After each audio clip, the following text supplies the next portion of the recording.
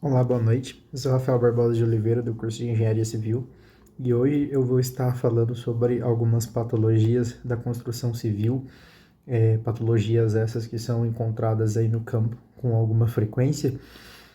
Definindo patologia, é, as patologias nada mais são do que elementos que estão fora de conformidade, são defeitos que aparecem ali na obra, muitas vezes ou na maioria das vezes por conta de algum processo que foi negligenciado, algo que não foi corretamente feito, e por conta disso desenvolve-se ali, né, a patologia, esse defeito, que muitas vezes pode ser algo mais simples, pode ser alguma coisa encontrada numa fase de acabamento, como também pode ser coisas ali graves, né, relacionadas, diretamente atrelados à parte estrutural, né, da construção, podendo ocasionar em prejuízos, em riscos, em perigos, e por isso, né, a sua análise, observar como que se comporta essa determinada patologia é de extrema importância, bem como também analisar quais são as possíveis soluções para cada um, né, desses defeitos, né, a forma ali também de dar o diagnóstico, de encontrar a maneira mais rápida, fácil e barata de se corrigir, mas antes mesmo de tudo também a forma de prevenir para que não possa acontecer, para que não chegue ao ponto de acontecer, até porque em uma obra, se desenvolvem ali patologias, isso já acaba manchando ali a imagem daquela obra, das pessoas que realizaram, que trabalharam, e isso não é legal. As patologias, no geral, elas podem decorrer ou ocorrer, né, no caso, por problemas em três etapas ali de uma obra, que seria ali o seu projeto, né, a execução e posteriormente ali, né, com a obra concluída, com o passar do tempo, a manutenção ou a falta dela. No projeto, as patologias podem vir a ocorrer por conta de uma seleção, por exemplo, de materiais de baixa qualidade, inadequados, por conta de erros, né, de cálculo, por conta de coisas que não foram levadas em consideração, que não seguiram alguma determinada norma, né, algumas informações ou situações que foram negligenciadas. Tudo isso pode culminar a um projeto deficiente, um projeto errado, que futuramente ali pode estar ocasionando no desenvolvimento de uma patologia. Já no caso da execução, está muito relacionado, né, uma falta ali de supervisão, a questão da mão de obra qualificada, né, pode ocorrer ali do colaborador, daquela pessoa que está realizando ali a obra, ela não ser qualificada, ela não executar da forma correta, não seguir o projeto, e a falta dessa padronização, dessa qualidade na mão de obra, pode sim estar diretamente também relacionado ao surgimento de patologias futuras, sendo essa uma das causas também muito corriqueiras por conta da dificuldade, às vezes, de se supervisionar uma obra. Algumas coisas ocorrem quando ninguém ali, às vezes, está vendo, então é de suma importância estar sempre de olho ali, estar sempre acompanhando tudo o que ocorre na obra, para que os agentes ali causadores dessas patologias possam ser mitigados antes que a mesma ali, né, venha a acontecer.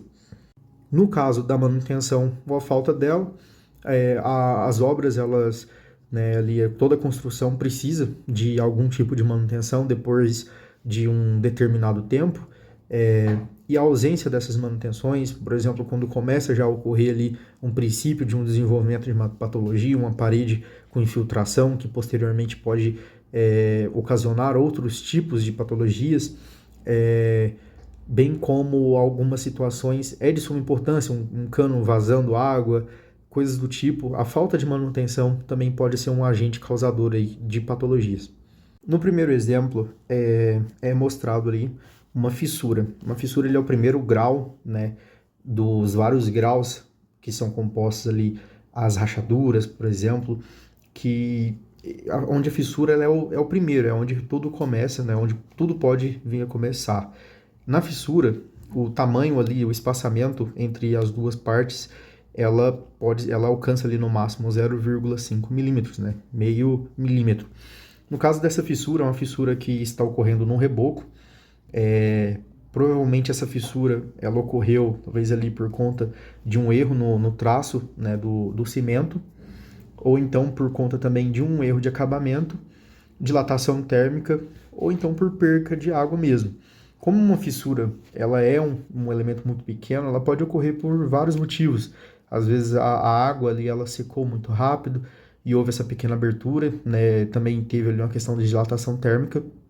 Então, para evitar que as fissuras ocorram, que são os primeiros detalhes, depende muito também da situação, onde o local onde está ocorrendo, né, essa fissura. Então, para cada local, para cada situação, existe uma forma ali de estar resolvendo. Se for uma fissura, por exemplo, que está começando a ocorrer no reboco, pode estar indicando ali um princípio de recalque na fundação, então, né, na parede também. Então, por conta disso ali, o reboco ele começa com uma fissura e posteriormente isso pode ir aumentando. Então, num primeiro momento, analisar qual que é o agente causador dessa fissura para que não venha a aumentar e tentar agir ali com uma medida que seja correspondente ao tipo de problema. No primeiro exemplo, é mostrado ali uma fissura. Uma fissura ele é o primeiro grau, né, dos vários graus que são compostos ali as rachaduras, por exemplo, que onde a fissura ela é o primeiro, é onde tudo começa, né, onde tudo pode vir a começar. Na fissura, o tamanho ali, o espaçamento entre as duas partes, ela alcança ali no máximo 0,5 milímetros, né, meio milímetro. No caso dessa fissura, é uma fissura que está ocorrendo num reboco. Provavelmente essa fissura ela ocorreu talvez ali por conta de um erro no traço, né, do cimento, ou então por conta também de um erro de acabamento, dilatação térmica, ou então por perca de água mesmo. Como uma fissura ela é um elemento muito pequeno, ela pode ocorrer por vários motivos. Às vezes a água ali ela secou muito rápido e houve essa pequena abertura, né? Também teve ali uma questão de dilatação térmica. Então, para evitar que as fissuras ocorram, que são os primeiros detalhes, depende muito também da situação, onde o local onde está ocorrendo, né, essa fissura. Então, para cada local, para cada situação, existe uma forma ali de estar resolvendo. Se for uma fissura, por exemplo, que está começando a ocorrer no reboco, pode estar indicando ali um princípio de recalque na fundação, então, né, na parede também. Então, por conta disso ali, o reboco ele começa com uma fissura e posteriormente isso pode ir aumentando. Então, num primeiro momento, analisar qual que é o agente causador dessa fissura para que não venha a aumentar e tentar agir ali com uma medida que seja correspondente ao tipo de problema. No segundo exemplo, nós já temos ali vários tipos de patologias ocorrendo. Então, nós temos ali a fissura, a trinca, até a rachadura. O que ocorre ali? Essa residência, onde foi tirada essa foto, ela não possui uma viga, ela não possui ali a sua estrutura definida, ela foi construída de uma forma totalmente inadequada. Então, é notável que foram tomadas ali medidas para tentar conter aquela situação, medidas essas que foram tomadas de forma errada, né? Adicionando ali uma camada de reboco sobre a rachadura, né? A fissura. Porém, o principal ponto não foi corrigido. Na concepção dessa residência, fica notável que, né, não houve projeto, provavelmente é uma casa de baixo custo, improvisada, e por conta disso, né, não foram levados em consideração, né, os detalhes ali de questão de fundação necessário. Então, a princípio está ocorrendo também um recalque na parte ali do terreno, né, onde parte da casa, né, está cedendo por conta disso. A ausência também, né, das estruturas como pilares e vigas faz com que a estrutura em si ali da casa não tenha resistência, né, contra esse tipo de situação, como por exemplo um recalque da fundação, né, e por isso, por conta dessa situação, a gente tem ali a evolução. Então é possível ver na imagem ali uma fissura, uma rachadura, e por conta disso a solução já é um pouco mais complexa. Não é possível, por exemplo, utilizar amarrações. Às vezes seria ali necessário realmente estar refazendo aquela parte ali da residência, adicionando uma viga, porque sem a viga ali, né, sem nenhum elemento para fazer a amarração estrutural, não vai ser possível conter o tipo de movimentação. E tendo também em conta que provavelmente não houve ali uma fundação, não houve uma preparação ali do solo antes de receber aquela residência, somente adicionar algum tipo de estrutura poderia não ser o suficiente. Então é necessário um estudo um pouco mais avançado para poder dar um diagnóstico do que seria melhor. Na imagem 4, a gente tem a base ali de um pilar, onde foi realizado ali o processo de concretagem e houve segregação ali do concreto, né? O agregado graúdo, ele acabou se separando dos demais componentes, né? Segregou, e por conta disso, né, ficou com aquela aparência ali, amostra, não houve ali um adensamento correto, provavelmente não houve uma vibração, então a resistência dessa estrutura ela fica comprometida, né? A parte ali da ferragem, a caixaria pode ter ocorrido ali alguma parte ali inadequada, né, de montagem. E o que pode ocorrer ali, o que pode causar essa segregação? Bom, um lançamento inadequado acima da altura correta faz com que haja segregação também do concreto, a ausência, né, de um correto adensamento desse concreto, né, da vibração, dos processos ali de adensamento, seja ali por batido, o ideal, né, o correto por norma seria ali a vibração, e a ausência disso fez com que esse concreto segregasse. Para corrigir seria esse o processo, né, averiguar ali se o traço do concreto estava também da forma correta, né, se não tinha às vezes ali uma quantidade elevada de ferragem ou espaço inadequado ali para que o concreto todo passasse, mas a princípio o lançamento numa altura inadequada se demonstra ser ali o responsável por conta disso, e também a ausência ali do adensamento, né, da vibração, no caso, para corrigir, né, o concreto ali, o adensamento do concreto. No exemplo de número 5, ali tem uma infiltração se desenvolvendo. Essa infiltração ela vem decorrendo ali, né, por conta de uma laje que não recebeu ali, não foi impermeabilizado. O que acontece? O que ocorre ali? A laje ali no seu processo, né, de confecção ali, de construção, ela deve, né, ter o seu tempo ali de cura respeitado, e ela deve também, né, ter ali sofrer um reabastecimento ali hidráulico do concreto para que o mesmo não venha secar, né, e provocar ali fissuras, por exemplo, o seu ressecamento, perda de resistência, e também deve ser, né, impermeabilizado. Essa laje ela está com uma deficiência de impermeabilização naquele ponto específico, já está desenvolvendo ali fungos por conta do excesso de umidade no gesso, né, no forro de gesso.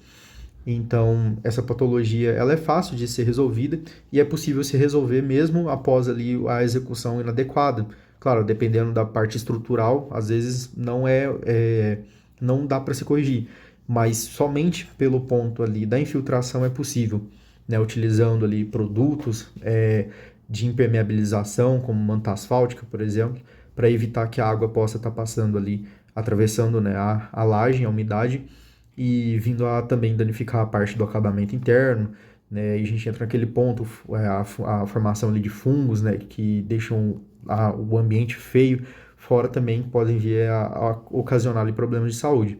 Com o tempo, essa laje com umidade, ela pode sofrer ali oxidação na parte das ferragens, comprometendo a parte estrutural, bem como também a parte ali do gesso, que está recebendo ali essa constante quantidade de umidade, ele pode ficar fraco e com o tempo pode começar a se despregar, a soltar, né, se romper ali, perder a sua resistência, o que pode provocar, não um acidente, é muito difícil, mas é possível assim que ele venha quebrar e cair sobre algum objeto, né, causando dano material ou até mesmo, né, um dano físico a alguém.